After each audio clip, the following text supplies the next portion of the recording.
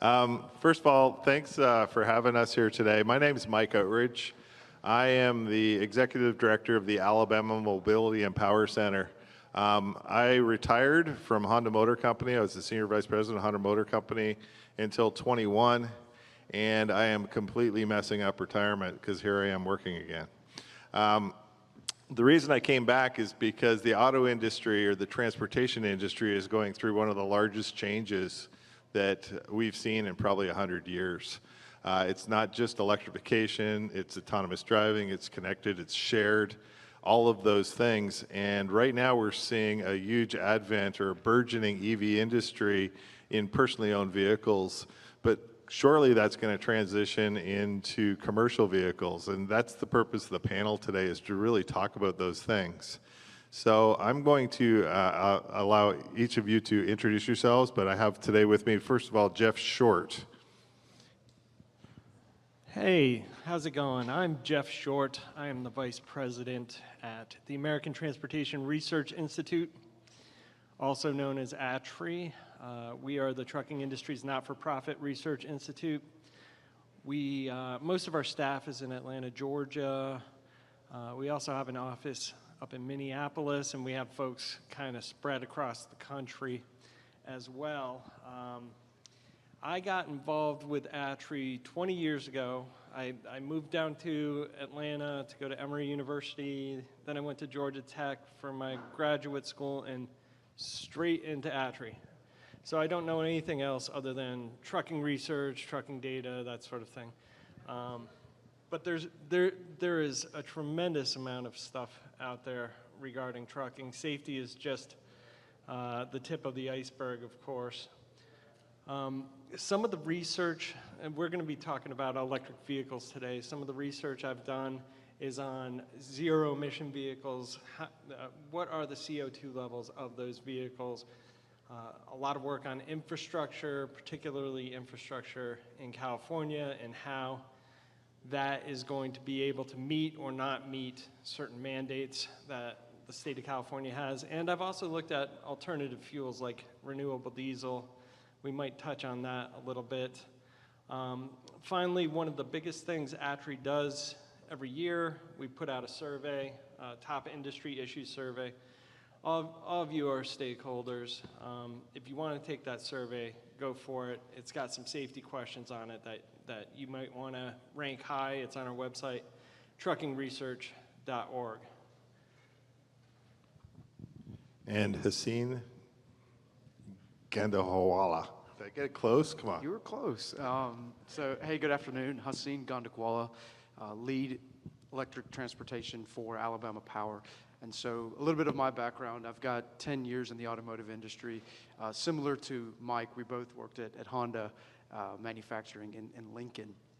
From there, I moved over to Alabama Power, where I could focus tremendously on the electric vehicle technologies, electric transportation, support the state in all of their plans to bring this industry here and continue to grow the industry that's already existing. So my team really focuses on 4 key areas. One is customer education and awareness. There's a lot of information out there. Some of it's true, some of it's not true. We participate at Drive Electric Alabama events. We participate in things like this, which helps get the awareness and education out on how electric vehicles, how electric transportation plays a broader impact in businesses and use cases.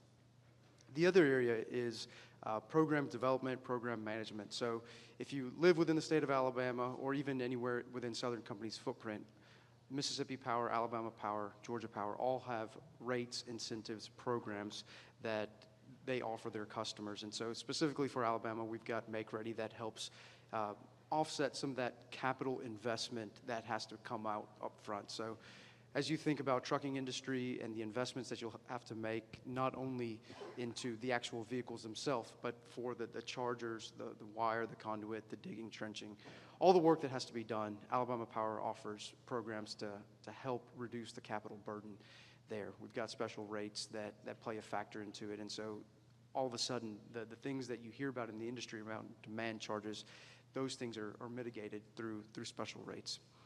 The other 2 things are focusing on policy and funding opportunities.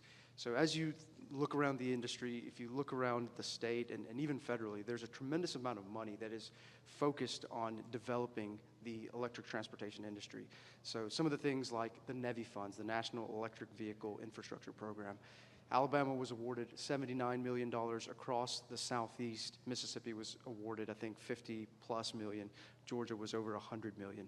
So there's a lot of money that's available to the states from the federal government and also from independently the state legislature as well. So my team also works to help connect those opportunities with customers.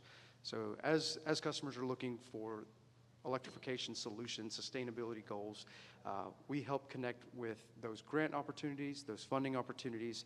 If companies and customers don't have a grant writer, right, that becomes the barrier to bringing down some of those dollars. We can partner with you guys and helping through the grant application, the whole 9 yards. We can help facilitate that. The last thing is the partnerships. Partnerships are very important. So I know that we'll talk about several topics today, but partnering with organizations like Mercedes, partnerships with organizations like the Alabama Mobility and Power Center. I saw on the agenda that there was a tour for the AMP Center. It's these large entities that are in the state, that are across the Southeast, that makes this successful. Alabama Power can't do it alone. Most businesses will not be able to do it alone. So those partnerships, being strategic about it, partnering with manufacturers that we have in the state, and how do we collectively together become successful and grow the industry. So thank you guys for having me. Yeah, thanks. And we're going to try and cover as many topics as possible. We're going to leave some time at the end, hopefully about 15 to 20 minutes at the end, for you guys to have questions. So if you want to jot them down while we're going through some of these. But I really wanted to start off with kind of the social or the environmental impacts of EVs. I think that's the first thing people think about when they think about an electric car, and really kind of look at what are those environmental benefits and what are the challenges as we move towards electrification of commercial fleets. But then, of course, with reporting structures the way they are, especially in industry, how are we going to be able to measure and report on progress towards the sustainability targets that a lot of these companies have? And I think that's the first topic we're going to discuss, and really starting off with what are those environmental benefits, what are the challenges, and then how do we measure it? Maybe start off with Jeff. Yeah, so like I said earlier, we looked at zero-emission trucks several years ago. In 2022, we put out a report. Our research advisory committee prioritized that research. What they saw was California's mandates through Advanced Clean Fleet, Advanced Clean Truck. So we wanted to better understand what the benefits are. And there are benefits from a CO2 perspective, and that is the perspective we looked at. So what we did was look at the life cycle of a diesel vehicle and how much CO2 it produced across its lifetime, across 1 million miles. And that included making the vehicle, using the vehicle for 1 million miles, consuming all of that diesel, and then finally, when the vehicle is recycled, et cetera, how much CO2 is associated with that. So we took that and we formed a baseline for a diesel truck. And then we looked at a battery electric truck that could do a similar job to the diesel truck. So it had a pretty large battery. We've since looked at vehicles with batteries that are on the market right now. What we found was that there was a 30% decrease in CO2. I thought it was going to be much higher, but of course there's a lot of pollution associated with mining battery materials, with putting that vehicle together. It's not done in the United States. The supply chain is global. And on top of that, electricity, a lot of electricity out there, most of the electricity out there isn't renewable. There's still CO2 associated with it, even natural gas, of course.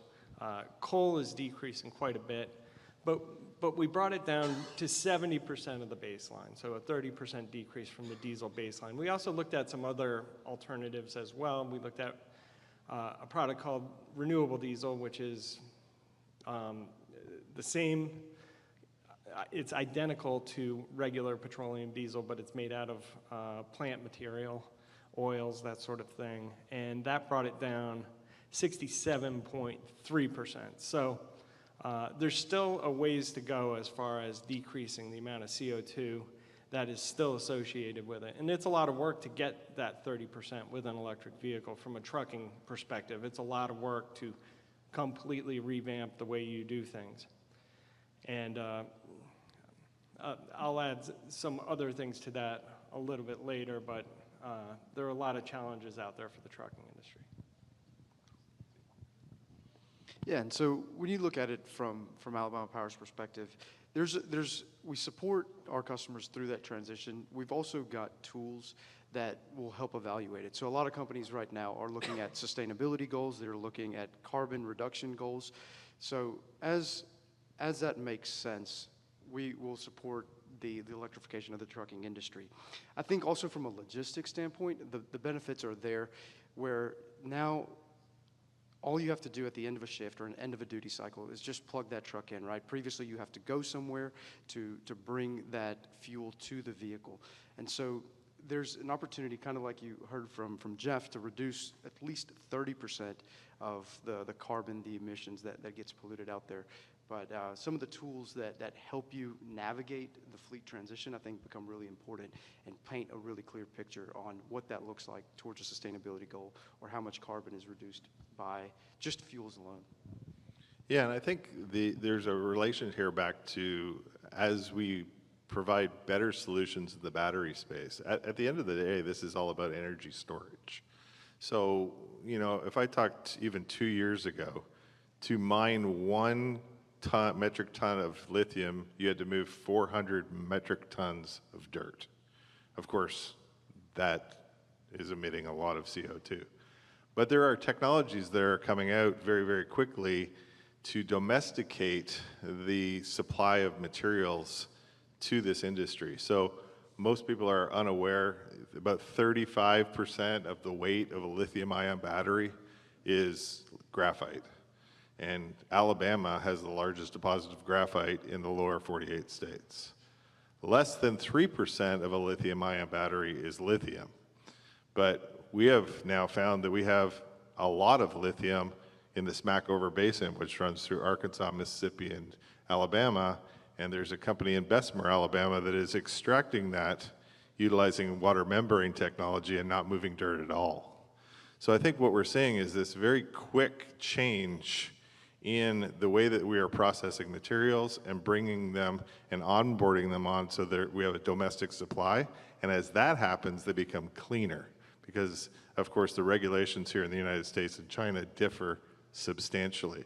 So these are all hard questions because, as I say to everybody I work with, whatever you know today will be wrong 3 months from now because that's how fast the technology is changing. So kind of moving on, which is really talking about product development. So again, we saw product development really occur on personally owned vehicles fairly quickly. There was basically Tesla. Tesla had 100% of the electric car market when they came out. Now Tesla has about 20% of the electric car market as more and more products come along. We see viable pickup trucks, we see SUVs, we see sports cars, we see about 66% of the products that are available for personally owned vehicles are now available in an EV form. So you can't get everything. There's no electric convertible. Don't ask me why, but there isn't. So what we're going to talk about is how do we envision kind of the key technology advancements that are going to drive electrification of electric vehicles, what is needed, and how are manufacturers addressing these challenges? Maybe we'll start with Hasin this time. Yeah, Mike, that's a great question. And so just earlier this week, you guys may have seen an announcement come out from Virginia Transportation that's partnered with Honda Manufacturing. There's a Class 8 auto hauler that they have put into operation for the transportation of those new vehicles from the Honda factory into the rail yard. So it becomes increasingly important that this technology gets out there, people pilot it, people demo it, because even if you think back to the iPhone, right? What the iPhone is today, we've got iPhone 15. It took over 10, almost 20 years to get to that technology. Right now, we're looking at the beginning of the trucking, the Class 8 battery technology. And so what Honda and Virginia Transportation are doing is really forward thinking, because as right now those vehicles have 150 miles, you get more duty cycles in there. That in itself will be an R&D project, and you're able to see how that fits into the business model. You're able to see how much cost savings you have from traditional diesel or gasoline trucking. So what I would say to that is the technology is going to get better. This is the very beginning of it. I think it's important for businesses to get that pilot, get those demos that are so vital for your operations. At least get one vehicle to see how that works and if it even fits into your business model. If you're not looking to go cross country, there's terminal tractors that go all day between maybe 10 miles. And so the technology's out there that can fit those particular use cases. As R&D, as battery technology, as all these projects are vetted out even more, I think that you'll see the infrastructure grow across the country to where trucking from East Coast to West Coast or West Coast to East becomes a little bit easier. I think with the funding from the federal government, funding from state, everybody's looking at that infrastructure question. Because if you were to look at this same conversation 10 years ago, it would have been impossible. But just like when internal combustion engines first came out, there wasn't a gas station at every corner. So I think that we're on the right track to get the infrastructure in place, and that continues to grow as federal and state money puts a focus there. From a trucking industry perspective, I of course speak to quite a few for-hire motor carriers about this, and we've run models where we put trucking operations into this model and say, hey, is this possible? And really the products that are out there right now, the electric vehicle products that are out there right now for the trucking industry, especially longer haul trucking industry, these products aren't going to work. There's never going to be a situation where we can drive a truck 100 miles and then charge for a couple hours, and then drive 100 miles and then charge for a couple hours. When you fill up a diesel truck, you can probably go 1,000, 2,000 miles. Right now, if you're charging a Class 8 truck's battery, it might go 100 miles. You have to stay within 20% to 80%.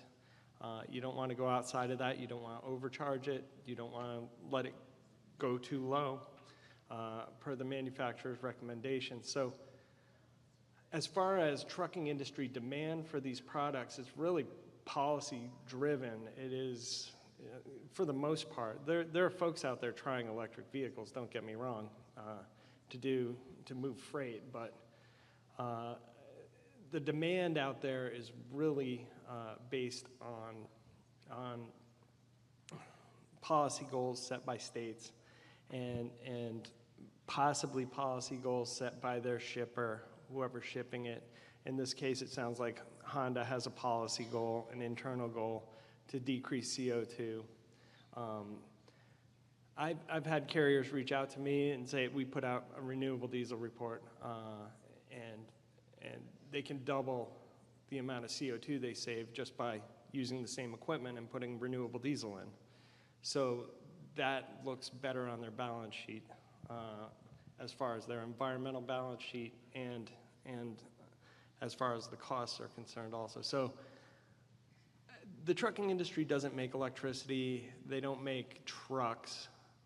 They need a truck that is going to work in their operations, and that kind of truck is just not out there right now. And it's a big lift. Some of the things I think we'll probably touch on later, infrastructure is a big lift. And then, of course, the vehicles themselves. they can't have large batteries, for instance, 8,000-pound batteries that eat into the cargo, because there is a weight limit on tractor semi-trailers. We even we looked at how many of our long-haul guys would have to add another truck, and it was about 33% would have to add another truck to move the same amount of freight because of battery weight eating into the cargo area. So. Yeah, and I think what I heard was the challenges really are surrounding range, they're surrounding payload capacity, and they're really charging time with a battery pack that large. It's funny because I think the same challenges exist why people have anxiety of buying an electric car for their own personal use. But I think it's important to understand that there are research initiatives underway to tackle all of those. Electric cars range in 2013, the average range of an electric personally owned vehicle was 79 miles. In 2023, the average range of an electric vehicle is 363 miles. That's how fast this is moving. So if a lot of people are going out here saying there's no way electric cars are going to work or electric trucks are going to work, think about taking that a little bit further and saying if that path continues, all of a sudden we're going to have a very, very high energy density in batteries, which then does make these vehicles viable. They're not viable today. I'm 100% with you. But there's other technologies out there that are actually in practice today, like when you go to charge your cell phone, if you have that nice little pad, you put it in instead of having to plug it in this little port. That's inductive charging. There's inductive charging methodology, especially for fixed route vehicles, so like garbage trucks, postal vehicles, buses. So if you know you're going to do the exact same route every single time, then putting inductive charging pads at stops all of a sudden starts making sense, or even putting inductive charging pads all the way through. That's also carryover from personally owned vehicles. Chick-fil-A's newest plans is to put copper underneath all their parking lots so they can do inductive charging while you pick up your sandwich. That sounds pretty cool, but think about a truck yard that could do the same thing. When they're stopped and waiting, the cars could be inductively charged. So I don't think anybody on this panel says, hey, we're ready and we're gung-ho, ready to say, hey, electrification is ready today. But please don't be naive in thinking that this isn't a long, long term. This is a fairly short term before the technology catches up to vehicles that are, 7 and 8s. So I guess the next big question is, I talk about electric cars all the time. I always get asked, hey, do they all catch on fire? It's the very first question I get asked. And usually I answer with, gasoline burns, right? So how do we address those safety concerns? How do we overcome those challenges? But not only the challenges, but the misinformation that's out there about EV fires. Maybe start with Jeff. So there have been some high-profile tractor semi-trailer fires. Actually, they've mostly been tractors. They haven't had the trailer on board. The most recent being in California, a Tesla semi drove off the road and it started a fire near Lake Tahoe that shut Interstate 80 down for something like 16 hours. The first thing that comes to my mind when I hear something like that is I hope the first responders have had the appropriate training. Luckily, they were close enough to the Tesla facilities in northern Nevada that some specialized hazmat folks could get there to deal with it. But a truck fire is something very different from a Tesla car fire. These batteries are many, many, many times larger. I think the biggest thing is for first responders to have some training and for a better idea on how to deal with this. Because when there is thermal runaway in a truck battery, it is going, in a lithium-ion truck battery, it's going to produce hydrofluoric acid. Not good stuff you don't want to breathe. And it becomes very hazardous, and you want to get that fire out as quickly as possible before other issues arise. There are plenty of diesel truck fires every day, and people know how to deal with those. This is a little different. Certainly, as we move forward, we should be able to figure out how to deal with them better, but it might not be great. We can all expect the more tractor semi-trailers are on the road, one of these is going to catch fire in a tunnel, one of them is going to catch fire on a bridge, and it's not going to be a very good situation. This is just a first one, and something certainly needs to happen so that we're better prepared for them.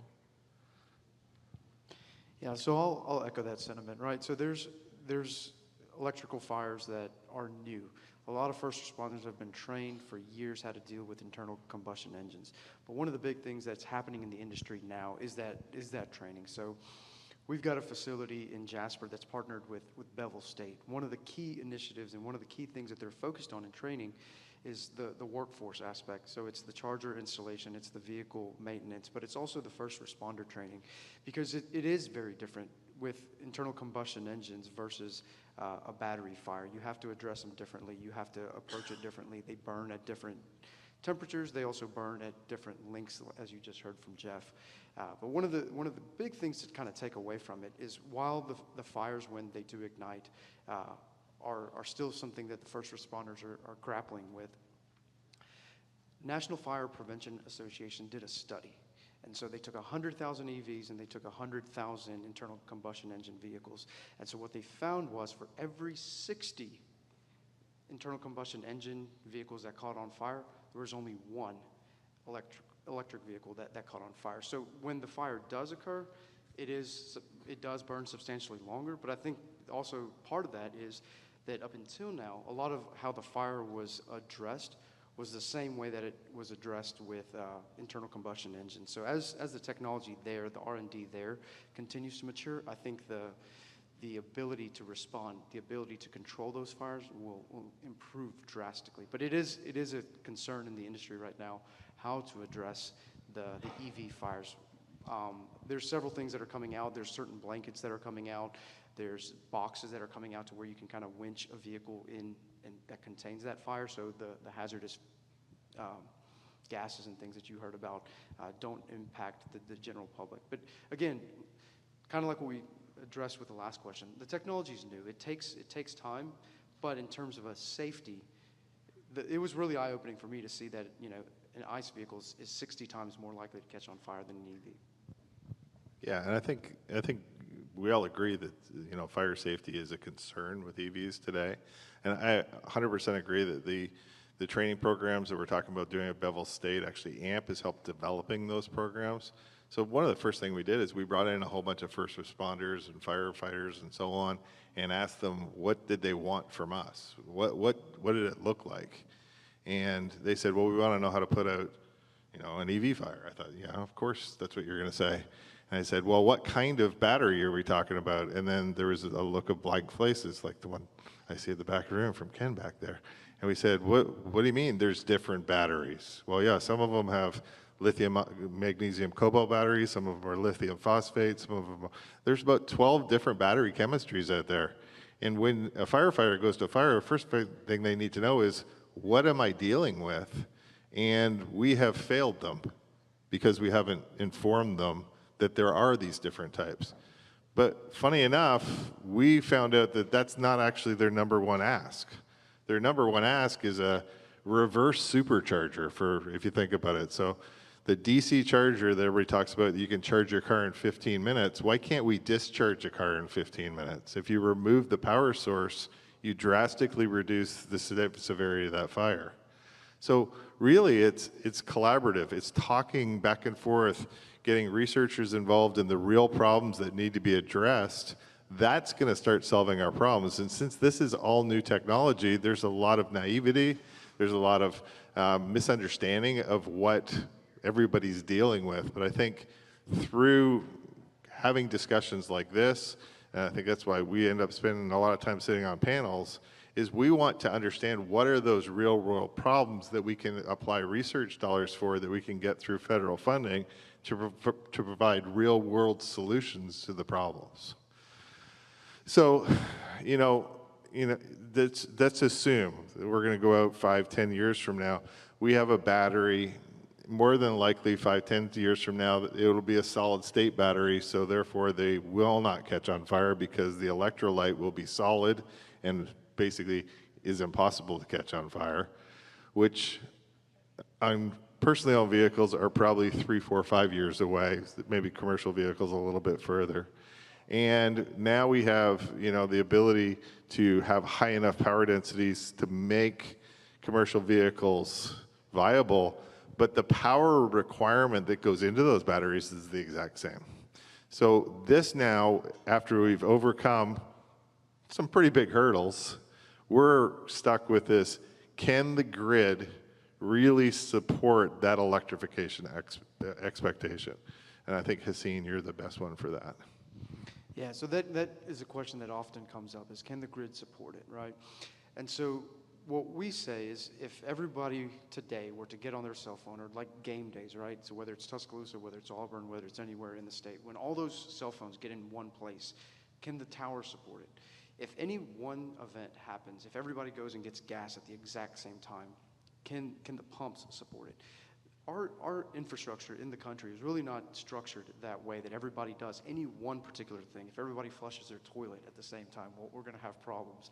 But from a grid standpoint, we are looking 5, 10, 15 years out at the adoption trends. So as the trucking industry, as commercial vehicles, as passenger vehicles are growing and ramping up, we are making those investments to make sure that we can support it. Alabama and the Southeast in general is no stranger to having heavy loads, large loads throughout the year, because our air conditioners run 8, 10 months out of the year. And so same thing with electric vehicles. We look at it from a standpoint of how do we make those investments today so that in 5 years, when this becomes more common technology, we continue to be able to support it. So for that, we've got managed charging programs that help stagger it. The other really key piece to understand is getting the utility involved early.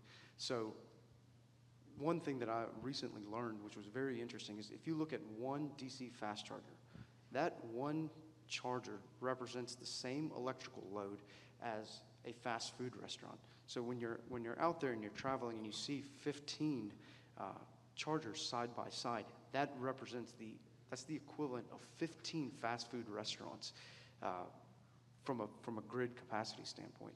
So a lot of times when restaurants are coming in, we have a year, 2 years, 3 years heads up that, hey, there's going to be a restaurant here. We can plan the grid, the substation, the transformers, all of those things. What happens with electric vehicles is with fleet deliveries, most people know within 6 months, and hey, we're taking delivery of 10 vehicles.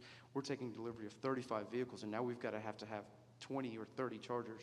That's the equivalent of 20 or 30 McDonald's popping up side by side within a span of 6 months. So what I would encourage everyone to do is, if electrification is a part of your strategy, reach out to the utility so that we can go ahead and get the supply chains moving for transformers and other distribution components. I've got a couple examples regarding infrastructure. We estimated if you put all the cars and trucks onto the grid to charge and got rid of all the ICE trucks, cars, and moved over to battery electric vehicles, it would be about a 40% increase in consumption. Based on the amount people drive, we used all federal data for that calculation. And some states would need to have a lot more electricity, like California and Utah would be closer to 60% more electricity. So that's a lot of electricity, but obviously we're not going to, quote unquote, flip the switch just like that. It's going to be, it would be a gradual change over to electric vehicles, particularly trucks. So one study we did, we looked at California's infrastructure. In particular, we found that 9% of the electricity in California is produced at this one nuclear power plant, and everyone wants to shut the nuclear power plant down. And they kind of have to shut it down because it's getting to an age where they need to do that. That's 9% of what they consume.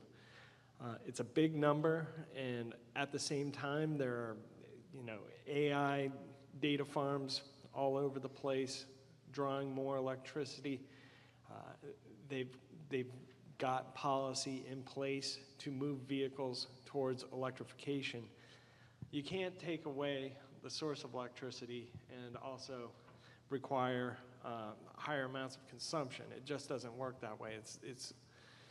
It's a real problem, and I'm not sure what the solution is. The solution is clearly outside of the trucking industry, though we may be mandated to shift over to electric trucks in California. It's unclear whether or not that electricity is going to be able to get delivered to us. So then going to final delivery, I've worked with some trucking companies in California. I'm collecting their data. I've been collecting their data over 5 years, and eventually I'm going to put together a case study. It's correct, you have to reach out to your utility early. It took one of the folks I've been working with some 5 years to get enough electricity to his facility in Southern California near Port of LA Long Beach, just to charge 2 trucks. And that's all he's charging on it now, and it's not even that much of a charge.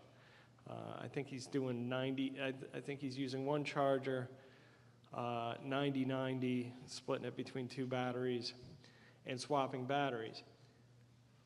So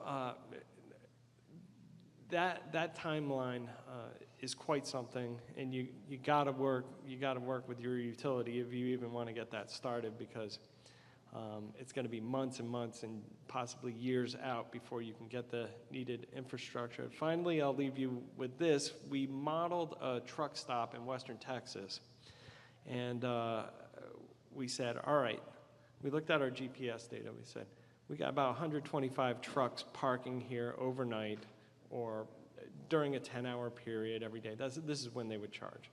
And this is a very isolated place. So they would need to charge, do a full charge on their battery, and for a long-haul battery, it would require a certain amount of electricity. So we calculated up that electricity per day, and it would be the equivalent, it would only be 125 truck charging events a day, about 65 spaces at this place, not a huge truck stop, but it would take 5,000 households, 5,000 average US households worth of electricity to power this place every day. We're not in the utility business. We don't know how that kind of electricity is going to get to this remote place. It's currently not going there. The infrastructure isn't there, and I'm not even sure if that's possible. But those are the kind of places you're going to need to have chargers. Trucks don't park in cities overnight. They park out in the country. Yeah, I think this is a really good conversation about charging infrastructure. Maybe a little discussion about ways that are available today in some cases that are mitigating this. And I think one of them is, who here has ever sold their power to Alabama Power? Nobody in the room. So I drive an electric car. It has a 100 kilowatt hour battery pack. It's enough to run my entire house for 3 days without buying any power from the power company. So the first time I can buy power and I can store power and then I can use it as I like. I could, in some states like Texas, sell that power back to the grid. So I can buy it when it's cheap and I can sell it back when it's expensive. It's really expensive to buy power from about 4 o'clock till about 11 p.m. because there's about 100 people in this room, and we're in one room with the electricities and the air conditioner going, and at 5 o'clock we're going to be in 100 different houses, all with their air conditioner running, all with their stoves on and everything else. There is excess power available for most of the day up till about 3 o'clock, and there is a lot of excess power from about midnight till about 6 in the morning. It goes through another little hump. The power generation in this country is very, very inefficient because it does it based off of that peak load. But when you add energy storage into that grid, you can now create a flatline situation and pull power from these energy storage systems that happen to be called cars. So there's got to be a different way of thinking about this. There's also level 3 chargers that cannot be deployed, so sorry, DC fast chargers that cannot be deployed in some areas. There's a company in that other city in Alabama that has a football team over there. Not allowed to say that name in this room. Where they have a DC charging system that's really cool. They have a huge battery pack. It's about a 300 kilowatt hour battery pack. They trickle charge it with a very, very low current.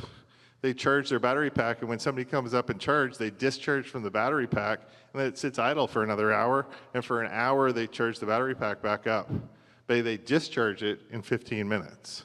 So there's lots of different ways to solve this problem, but we tend to think about electric vehicles like we think about gas vehicles, and you shouldn't. So I've owned an electric car now, like I said, for 2 years. I have supercharged it 7 times because I charge here because they don't charge you for electricity here. You get free gas if you work at the university. I also can charge at home. My car has a 400-mile range. I hardly ever supercharge because I don't have to. And I go to a hotel that provides a charger to me, and I make sure they have a charger before I book there. So I'm not saying this is completely applicable to the trucking industry, but I'm saying we can't think about electric vehicles in the same light of gas vehicles because they're not the same. And therefore, the way that we treat those vehicles is very, very different. But I'll tell you that I spend a lot less money on my car than I did when I had a nice vehicle. I go through a lot more tires. There's police officers in the room, so I won't say why I go through tires, but sorry. I go through a lot more tires because the car weighs more. But I don't do any other maintenance at all. There is no maintenance. There's one moving part. It's the shaft and the motor.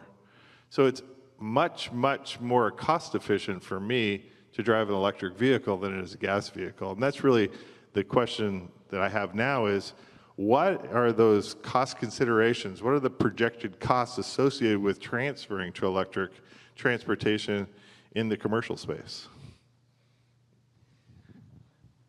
At the moment, if we want to set a baseline, I would estimate a diesel-powered truck, Class 8 truck, is going to cost about $160,000, and a similar electric version is going to be over $400,000. So that's a big difference. For folks hauling in the port of LA Long Beach, the ports are usually where used trucks would wind up because they have low mileage. It's where a Class 8 truck might go to die, so to speak. But now folks doing that job, they're gonna be using $400,000 trucks, and I know plenty of them who are, and that price is not sustainable. That price needs to come down, or the cost to transport goods is going to be out of control. We definitely want to be sure that the electricity is going to remain at a cost that could potentially make this cost effective, that could make it cheaper than diesel.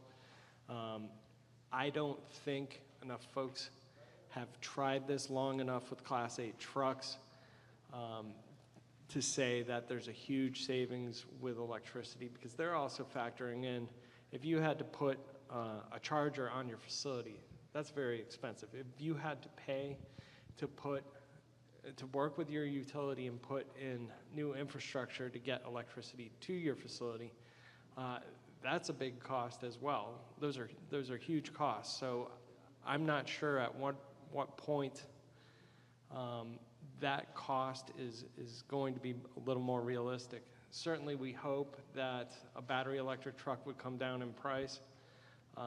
But as I said earlier, we look at trucking companies have very, very small profit margins. There's a lot of competition in the trucking industry.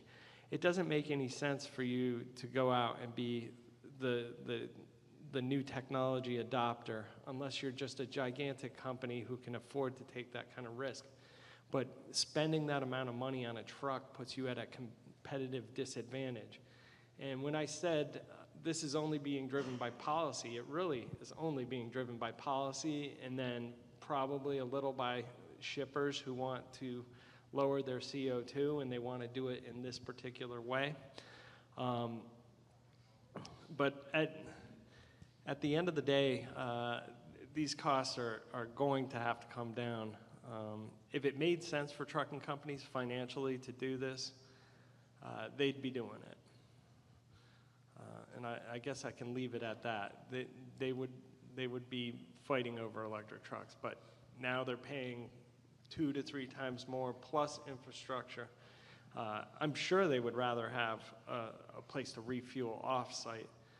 There are many, many trucking companies that only lease. This is certainly something to consider, that only lease their land. They don't own it. So the idea of dropping hundreds of thousands of dollars, if not millions, into electrifying a place that you're leasing, that's not realistic for most trucking companies out there. So, not to be too gloom and doom here, but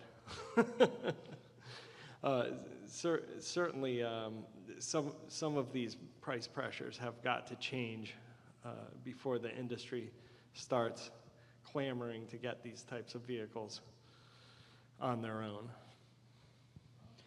Yeah, so the really cool thing about this discussion is that we can offer multiple perspectives, right? So you've got some of the California challenges, whether it's the grid, whether it's the infrastructure, but also I can share some perspective on the Southeast. So the grid in the Southeast is again, really resilient, really robust, again, because of the high demand on electricity almost year-round.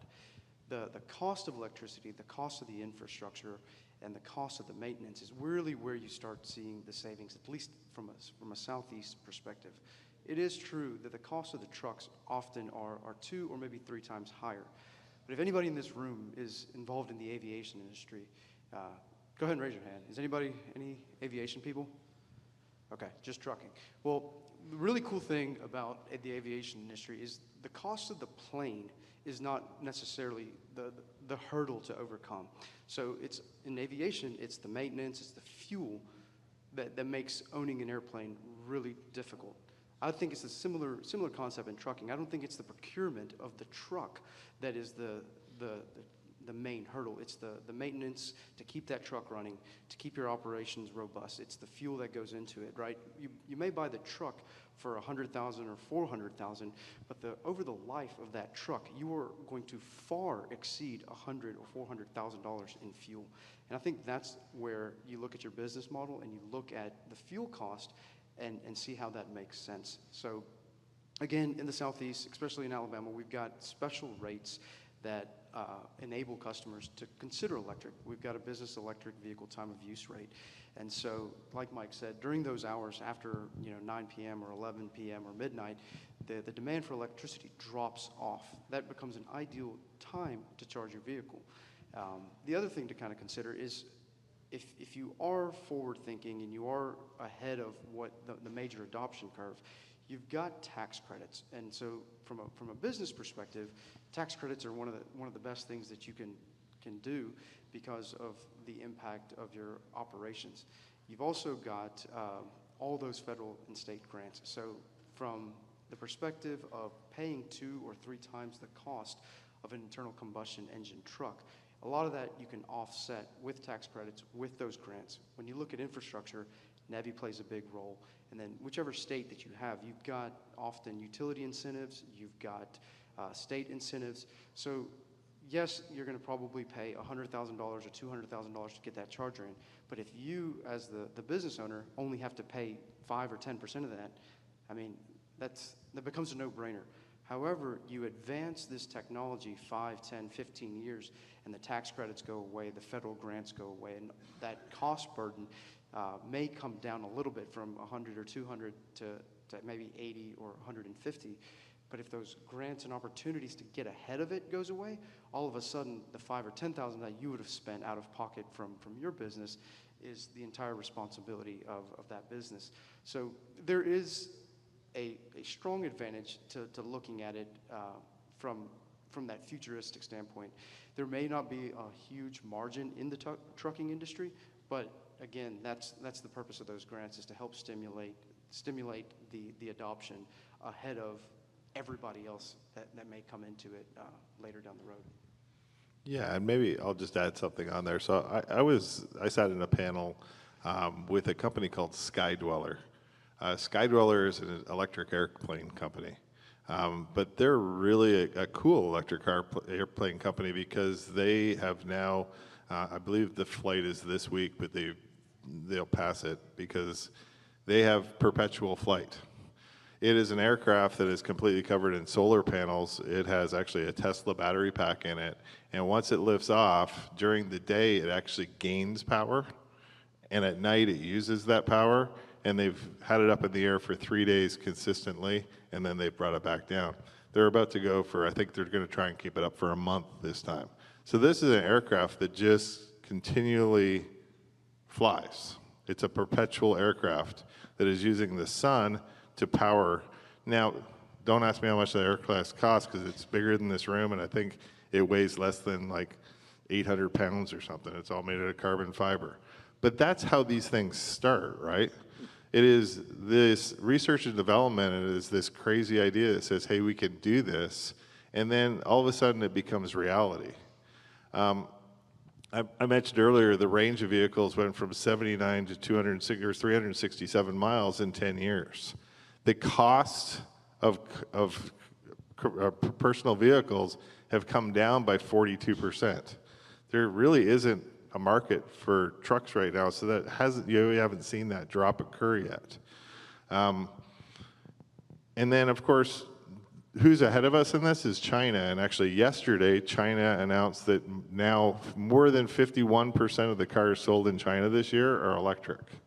And a lot of that has to do with regulation as well, which is where Hasin was just touching on. There was incentive programs, but those incentive programs have now been taken away, but the growth continues because the infrastructure is there and the cost structure is there.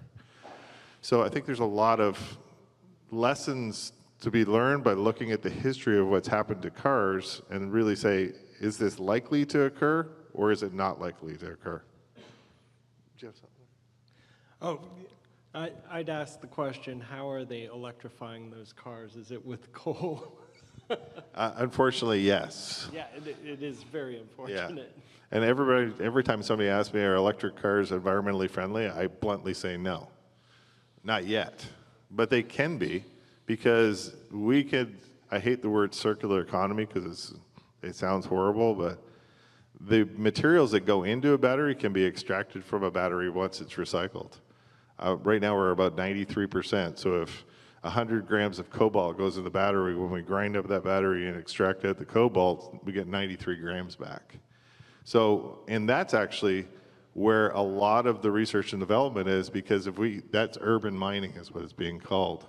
If we can extract those materials out of spent batteries, then basically we end up in this economy where we can, be self-sufficient and really reduce the amount of mining and therefore the CO2 emissions and the cost associated with those batteries.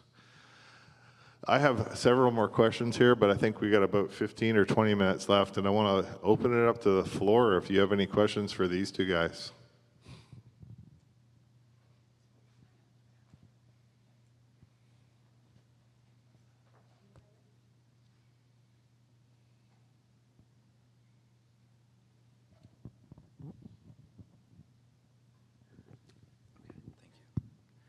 Thank you for this discussion, and I walked in late, so I apologize if you already covered this, but you started talking about the upgrades to the grid, and to me that appears to be the largest challenge here. I guess this is a two-part question. First, check me on the information that I've heard anecdotally from my trucking industry partners, which is, to Jeff's point, if they want to install chargers, a lot of times they get reservations by the utility company because the grid in that local area is not able to handle it. So any upgrades would be at a marginal cost basis. And then the second piece of this is a related question to, and this may just be my ignorance, Are there federal grants available now to the utility companies to take care of that piece of this three-part puzzle? Because to me, this is not going to work, to Jeff's earlier point, if each additional participant to this activity is going to be charged the marginal rate to upgrade the grid. It's got to be an average cost basis so that everybody can at least break even on this, at least from the trucking side. That's what I'm seeing, and you can poke holes in my assumptions here if they're a little naive. Yeah, that's a really good question. So from an Alabama Power perspective and kind of how that works and how much cost is shared between the end user, it really depends on where the infrastructure exists, right? So we've got poles, wires, transformers, all of that on various sites. If you locate the charging infrastructure closer to that existing infrastructure, there may be no cost to the end use customer for installing. However, the further that you have to run distribution lines, the further you have to run those poles and wires to get to the transformer, then there may be a cost. And so I think that is a great point that you've brought up, which is the value of having that relationship, that call with the utility first. And what we'll do from an Alabama Power perspective is send our field engineers to that site, and we can provide a little bit of guidance that says, hey, if you locate it over here, there may not be any cost to you, but if you locate it a mile down that dirt road, then we've now got to bring infrastructure all the way there. And so, again, just emphasizing, that's the key part of that strategy, is bringing the utility and bringing the engineer to help with siting it. And for your operation, it may make more sense to put it on that dirt road, but those are the things that will help make those business decisions. I think the other part of your question was, are there grants and things that are available to the utilities to help offset it? The challenge that we get into with federal grants with the utility scope is that we don't know where to make the investment, right? From a utility standpoint, each customer is going to have a specific location that's valuable to them. And so we can apply for federal grants, and we do. One most recently notable is the GRIP one, the Grid Resiliency.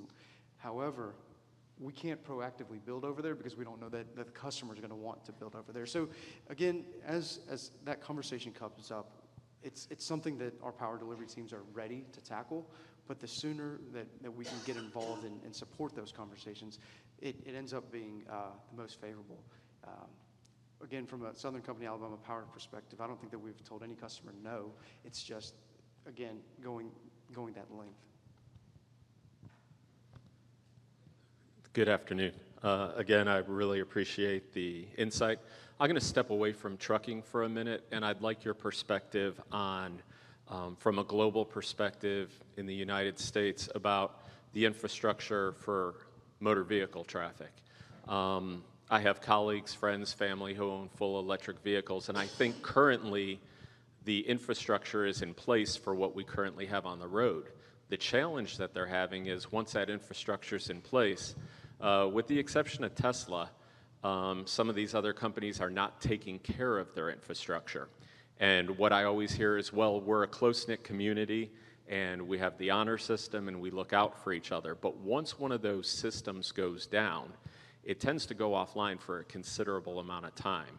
So the first part of my question is what is your thought on how do you get these companies to get their infrastructure back online in a timely manner?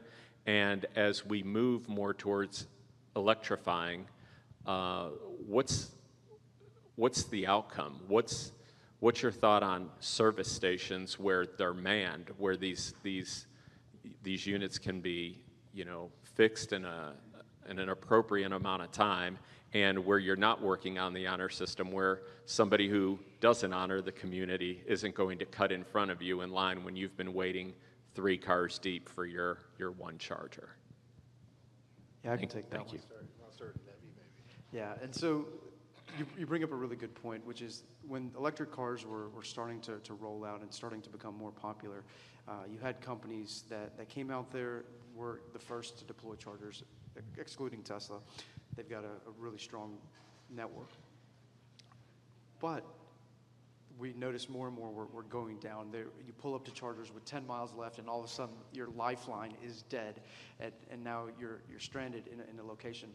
So that was identified, and through programs such as NEVI, a lot of times if you look at these federal and state grants, there is an uptime requirement, and it's 98% that you're legally required to maintain. And so you can get those numbers out of those charging dashboards. And so that is the way that the federal government, the state governments are looking to address those in operating infrastructure. So if you take the federal money or state money, there is a uptime that you must maintain. Also, there were grants earlier this year that were made available to support the broken infrastructure, right? So when you deploy charging infrastructure and you've made $100,000 or $200,000 investment per charger to get it in the ground, you may not have additional capital to repair it once it does go down. So again, through recognition, there were programs that you could apply for that were resiliency programs that help repair that broken infrastructure to address some of those concerns. Who here has pumped gas in New Jersey? No one, no one. Because you're not allowed to pump your own gas in New Jersey. The trucking needs reliability. I think, I don't want to speak for Pilot, Flying J, et cetera, but these pieces of equipment are going to have to be manned.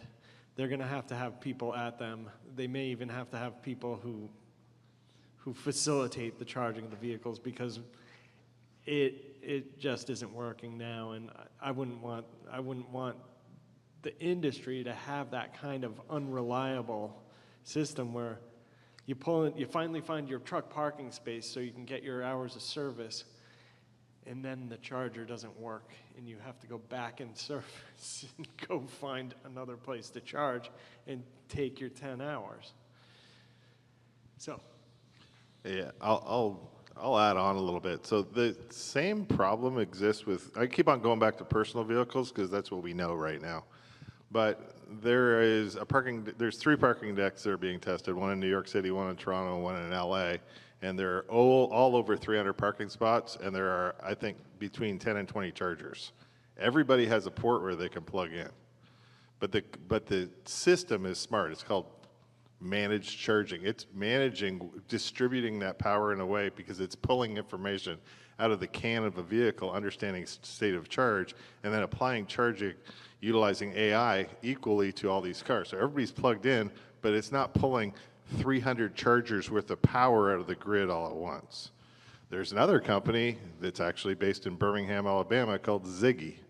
Ziggy, on your way into a parking deck, you would say, I'm coming to park, and it is literally a robot the size of that podium that has a 200 kilowatt battery pack, and it basically, self-guided vehicle, shows up at your parking spot and charges your car. When it's done, it goes back, charges, and goes to the next car, rather than having a large parking structure. There is a bazillion different, I can go on forever about all these really cool, innovative ways that people are coming up with the charging infrastructure. The problem that you came up with about 7-8 months ago, it was in California, it was in the high 70s. It was the uptime of chargers. It was a huge problem. So we actually took that on as a research project, and we got some people to build a level 3 charger from scratch. It took them no time whatsoever. The hardest time was getting the parts. They put it together, no problems. And then they tried to charge the vehicle. And we brought in a Mercedes, and we brought in a Bolt and a Tesla. And it took almost 3 months before we could charge those cars. Because the charger is not just an electrical device. It has e-commerce, and it has to communicate with the can in the vehicle, understanding the state of charge, the type of batteries, and so on and so on. So mentioned earlier, you don't want to take your battery greater than 80%. 100% true on NMC batteries, 100% false on LFP batteries. So there's all of this noise that's out there for somebody who maybe went to school to become an electrician. They get there, and all the electric parts of that charger work perfectly, but the e-commerce doesn't. But that person's never been trained on e-commerce. So therefore, they can't troubleshoot it. So the dwell time is a lot of times what we found out is one person would come, then there'd be a wait, then another person would come, and another person would come. Sounds like someone trying to get fixed at your house, right? It's the same kind of thing where it's not me, it's not me, it's not me, until we actually find out what it is. So I think there's a need to create certification or programs to come up with people who understand the entire system, not just a component within that system. And we've moved the cart faster than the horse is what I think where we are right now. Any question? Yes, it's a two-part question. One, just with the current battery technology, and I know there's several different ones, but with the degradation of batteries over time and the cost of that battery and just, as far as thinking trucking and the range, what would that look like now with our current batteries like yours that goes 600 miles today? What's it going to do in 24 months if it was running 120,000 miles a year? And the second part is there anywhere in the country that's got equipment to remove a truck when it's got a dead battery from the roadway? And what does that look like? What would take to take that 40-ton paperweight sitting in the middle of 8-lane road in Atlanta? What would that look like? I would guess there is an equipment. I recently drove from somewhere far away, maybe Massachusetts down to Georgia, and I saw flatbeds carrying school buses, and I'm like, what the hell is that? And they clearly were electric school buses. There's not charging infrastructure to move them and charge them, to move them where they were going, and you can't move an electric vehicle you can't move it. The wheels don't move. I've seen in the Atlanta airport parking deck, a tow truck will come and they have to put wheels on the back wheels of a Tesla to carry it out of there. So that's a very good question. It sounds like it would be pretty complicated, but it'll have to be put on some sort of trailer entirely if it gets stuck. I'm sure Tesla and others have dealt with the problem, but I don't know that there's a widespread solution. And as far as degradation of the battery, I think that's really important. This opens up so many questions as to the aftermarket for vehicles. I don't know what happens to a used electric truck, since I'm guessing more than half of the value of a new one is in that battery. And carriers are going to be very sensitive to degradation of that battery. They're going to need to replace it if they can't do the range they need to do. If when they get it, let's say 10 years in the future, it's able to go 500 miles and per day between charges, that's perfect. That's a perfect scenario. But what happens when it starts getting down to 400 miles? They're going to be very sensitive towards that. They're going to want to get rid of the battery. It's going to be very expensive to do so, unless the prices come down. This is a technology that I think is very much in its infancy, and unfortunately, we as an industry are being we're being told to start purchasing these vehicles by the state of California in particular. And as you see with all these questions, it's not quite there for trucking. It's there for lawnmowers, it's there for cars to some degree if you're just driving around a city, but trucks hauling 50,000 pounds of cargo might be a different story. Maybe I'll talk about battery degradation a little bit. So I drive a Tesla Model S. There's an article that came out about 3 weeks ago. It's a 2016 Model S. It had 572,000 miles on it, and the battery had degraded 28%. So it's not like it happens overnight. My car, I've had less than 1% degradation. I think you have LFP batteries, you probably even have less degradation than me. So battery degradation is a function of the manufacturing capability of the batteries. So the battery's really simple at the end of the day. There's an anode and a cathode, and there's a lithium ion that goes back and forth.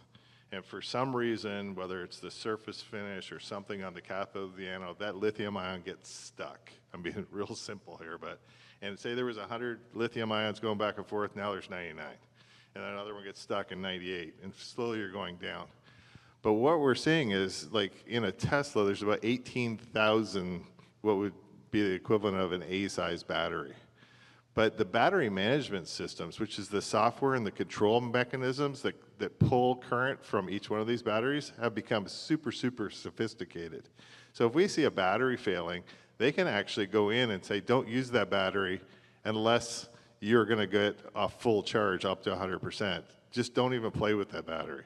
And therefore, really reduce the ability for that battery to degrade because the ions are moving back and forth. So we're seeing this really huge improvement in software. We're seeing this huge improvement in battery manufacturing in general.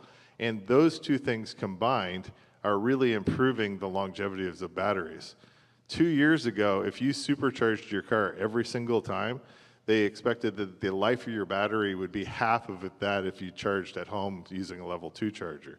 Today, there's almost no difference because the technology is moving that fast. Yeah, and so the only other thing that I'll add is, so the vehicle that I have is an EV. I've been driving it for over 6 years, and that battery degradation that a lot of people are turned off by, it doesn't exist to that level, kind of like what you heard Mike say. There is some battery degradation, but then there's also warranties that protect you from that. Most passenger vehicles, or I think all passenger vehicles, come with an 8-year manufacturer's warranty, that if you see battery degradation in greater than 20%, they have to replace your battery. But then what if you only get 19% and you're on 7 years and 11 months? Well, there's a lot of stuff in the state that's really impressive that's happening. And this is kind of an opportunity for me to brag on the AMP Center. There's so much research that's going into how that battery works, how to replace it, how to work on it. Because today, if you drive an internal combustion engine, if your gasket goes out or you have a piston, all of those things are repairable, right? You're able to go in and replace the gasket. You don't have to throw your whole engine out and put a new one in. So what does that look like for a battery? Kind of like what you heard Jeff say, is the substantial cost of the vehicle comes from that battery technology. And so through AMP and through the Bevel State facility, they are looking at kind of the workforce opportunity, right? If there's all these problems, there's got to be people that can solve them. And that's kind of where the workforce and the economic development comes into the region. When a battery sees degradation, it's not the entire battery that needs replacing, right? You don't, for a passenger vehicle, you don't have to buy a $20,000 battery. For an engine, you don't have to buy a whole new engine if a gasket goes bad. They are training the workforce to replace individual cells. So if your battery goes from 300 to 290 and you want to go back to 300, there's training that's taking place to replace those individual cells. So that prolongs the entire life of the battery. Because when a battery goes bad or you see degradation, it's not 100% degradation. You're not going to go from 300 to 0 the next morning. And so it becomes really key that you're able to replace those individual cells. And that's kind of how the future and the longevity of these vehicles is extended. All right, so we are at 3 o'clock and want to thank our panelists today for all their insight and really enjoyed having you. Thank you so much.